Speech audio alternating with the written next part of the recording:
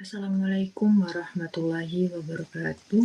Yang terhormat Pak Firman Dewantara selaku dosen pengampu mata kuliah keamanan komputer pada kelas kami T4F, saya Nelly Fernanda Melani dengan NIM 2331 407011111035. Di sini saya izin untuk melakukan presentasi mengenai manajemen insiden keamanan sebagai bentuk tugas UAS pada mata kuliah keamanan komputer.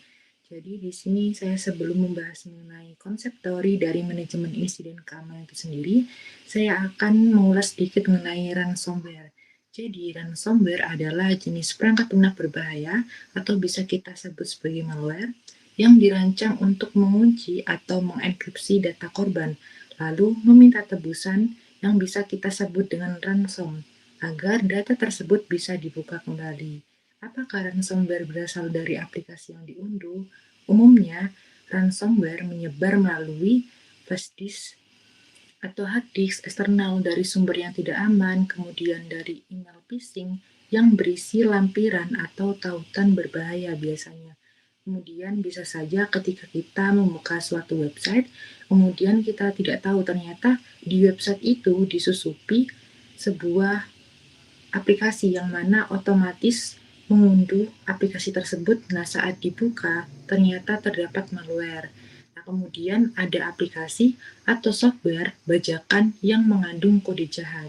Ketika kita menginstal tidak pada instansi yang resmi atau website yang resmi.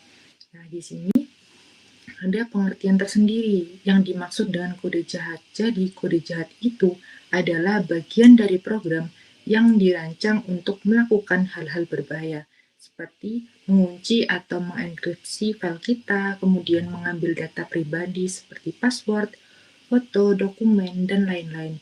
Kemudian menyebarkan data ke komputer lain di jaringan, atau bisa saja menghapus file penting. Kemudian ini yang paling berbahaya, yaitu mengambil alih kendali atas komputer kita. Kemudian di sini, bagaimana ransomware bekerja setelah dijalankan? Nah, misalkan di sini, yaitu saya mengambil studi kasus di suatu perusahaan, misalkan ada pegawai X itu tidak sengaja mendownload dan menjalankan aplikasi yang mana ternyata isinya adalah ransomware. Nah, di sini ketika aplikasi itu dijalankan, kode jahatnya otomatis kan aktif. Nah, kode jahat ini tidak terlihat saat aplikasinya jalan, suatu ransomware-nya.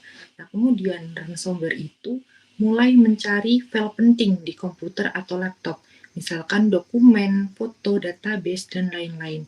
Nah, file tersebut kemudian dienkripsi dan dikunci oleh si hacker atau penyerang. Nah, tiba-tiba bisa saja ketika dari pegawai X itu membuka file penting, misalkan dokumen, gitu. Nah, kemudian dibuka, ternyata di situ terkunci dokumennya, dan ada pesan misalkan data Anda telah dikunci. Bayar 1 Bitcoin ke alamat ini jika ingin mengakses kembali. Misalkan seperti itu. Nah, kemudian, jadi apa hubungannya antara ransomware dan manajemen insiden keamanan? Jadi, ransomware itu bukan hanya di masalah teknisnya saja, tapi juga di masalah manajemen keamanannya. Nah, disinilah konsep manajemen insiden keamanan berperan penting. Nah, manajemen insiden keamanan adalah proses sistematis untuk mendeteksi insiden seperti serangan ransomware, merespon insiden secara cepat dan tepat, kemudian memulihkan sistem agar kembali normal, kemudian juga sebagai bentuk penganalisis penyebabnya, kemudian mencegah insiden serupa agar tidak terjadi lagi. Nah, kemudian di sini manajemen insiden keamanan bukan hanya praktik teknis, nah, tetapi merupakan bagian integral dari sistem manajemen keamanan informasi yang diatur dalam standar internasional ISO atau IEC 27035. Nah, terdiri dari 4. Nah, di sini yang pertama yaitu mengenai pembahasan dasar-dasar konsep manajemen insiden. Kemudian untuk yang ISO 27035 yang kedua yaitu berfokus pada persiapan dan perencanaan sebelum insiden terjadi. Nah, yang ketiga di sini yaitu menjelaskan apa yang harus dilakukan saat insiden benar-benar terjadi, termasuk cara menangani serangan ransomware atau DDoS, kebocoran data, dan sebagainya. Misalkan serangannya seperti itu. Nah, kemudian yang keempat, yang terakhir, yaitu berfokus pada koordinasi antar tim atau organisasi. Nah, kemudian di sini saya akan langsung saja melakukan proof of concept-nya. Nah, di sini saya akan jelaskan terlebih dahulu. Di sini ada suatu jenis serangan ransomware. Jadi, malware yang mengenkripsi suatu data dan meminta tebusan. Nah, di sini situasi sebenarnya siapa melakukan apa. Nah, di sini nanti saya melakukan dari studi kasus pegawai X itu tidak sengaja mendownload dan menjalankan aplikasi yang ternyata isinya ransomware. Nah, di sini ada hacker juga. Jadi hacker itu yang membuat atau menyebarkan aplikasi yang berisi ransomware. Kemudian ada tim IT. Nah, tim IT ini berperan melakukan recovery. Nah, di sini saya sudah menyiapkan untuk file kodenya. Di sini pakai Python ya. Jadi di sini ransomware simulator.py itu dimisalkan sebuah aplikasi yang di sana terdapat ransomware. Nah, si pegawai X ini tidak tahu kalau aplikasi tersebut terdapat ransomware. Nah, di sini kita akan simulasikan sebagai pegawai X ya, membuka aplikasinya. Kita saja di sini.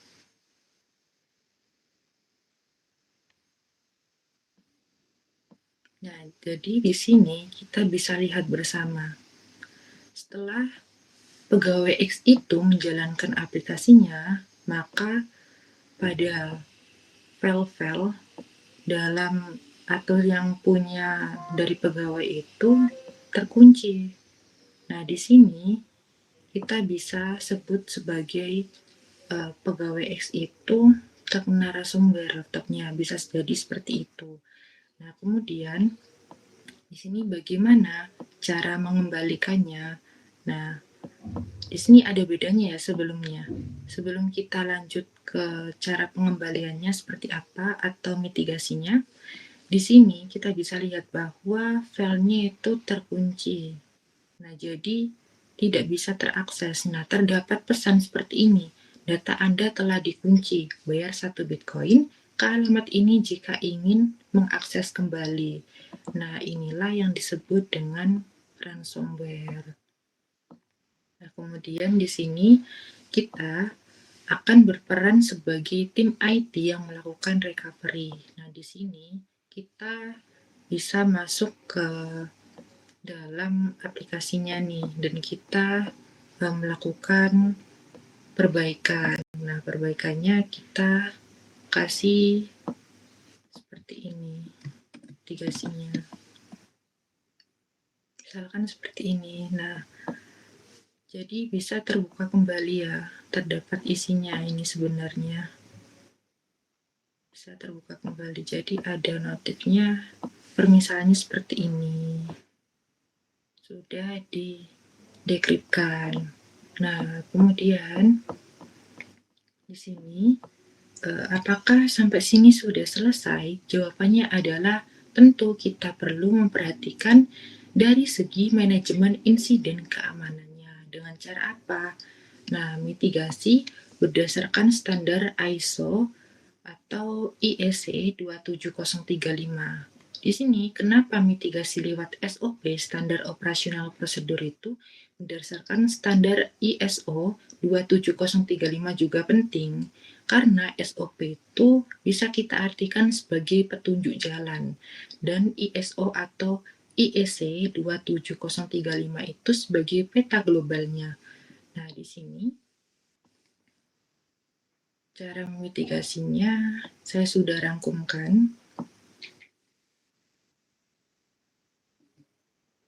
Jadi bukan hanya di masalah teknis. Nah, kenapa kita perlu melakukan SOP berdasarkan ISO 27035? Nah, jadi agar di mana jika kita tidak memiliki SOP atau tanpa SOP, setiap orang itu bisa bertindak sesuka hati saat insiden terjadi. Dengan adanya SOP berbasis ISO, tim tahu persis siapa yang harus bertindak, kemudian apa yang harus dilakukan, dan kapan harus dilakukan. Nah, misalkan di sini contohnya adalah pegawai X itu membuka aplikasi berbahaya. Nah, di sini suatu tim itu atau dari divisi IT itu langsung mengisolasi, kemudian menjalankan prosedur recovery, kemudian melakukan laporan manajemen. Nah, ini bisa membuat respon lebih cepat, terarah, dan minim kerugian. Nah, kemudian juga dari adanya ISO itu mengurangi dampak ransomware secara nyata.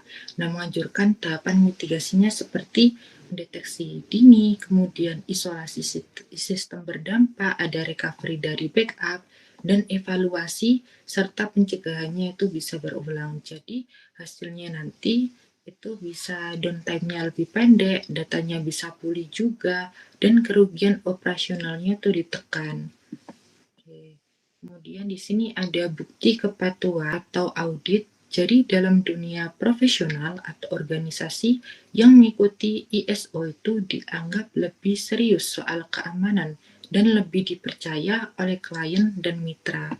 Di sini juga yang selanjutnya yaitu mendidik dan mendisiplinkan semua pihak. Jadi SOP standar operasional produk itu berdasarkan standar ISO bukan cuma untuk tim IT, tapi juga sebagai edukasi karyawan tentang keamanan, menetapkan tanggung jawab tiap unit atau divisi, kemudian juga memastikan setiap langkah diambil sesuai prosedur.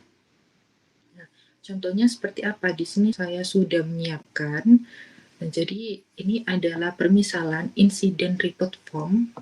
Nah, di sini seperti ini. Kemudian untuk SOP penanganan insiden keamanan itu seperti ini. Terdapat tujuan, ada ruang lingkup, kemudian ada definisi, kemudian ada tim penanganan insiden. Jadi siapa saja nanti yang akan menangani permasalahan tersebut. Kemudian ada yang terakhir yaitu prosedur penanganan insiden. Jadi isinya terdapat deteksi, ada isolasi, kemudian ada analisis awal, kemudian ada recovery, kemudian ada pelaporan, pencegahan dan tindakan lanjutnya seperti apa, dan dimungkinkan juga ada revisi dan evaluasi.